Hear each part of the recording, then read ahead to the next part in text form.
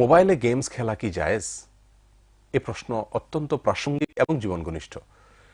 মোবাইলে গেমস খেলা এটা একজন মুমিনের জন্য জায়েজ হতে পারে না। একজন মুমিন মোবাইলে গেমস খেলবেন কি কারণে? সময় বাঁচানোর জন্য, সময় পাস করার জন্য? মোবাইলে যদি আপনি সময় পাস করার জন্য গেম খেলেন, তো মনে রাখা উচিত রাসূল করিম সাল্লাল্লাহু আলাইহি সাল্লাম বলেছেন, মিন হুসনি ইসলামিল মারই তারকু মা লা ইয়ানি। একজন মুসলিমের ইসলাম তখনই সৌন্দর্যমণ্ডিত হবে, মানসম্মত হবে, যখন তিনি অনর্থক কাজ থেকে, অনর্থক কথা থেকে, অনর্থক বিষয় থেকে তিনি নিজেকে বাঁচিয়ে রাখবেন। আল্লাহ সুবহানাহু ওয়া তাআলা কোরআনে কারীমে সূরা মুমিনুনের একেবারে শুরুতে বলেছেন 18 নম্বর পারায়, কদ আফলাহাল মুমিনুন আল্লাযীনা হুম ফি সলাতিহিম খাশিউন।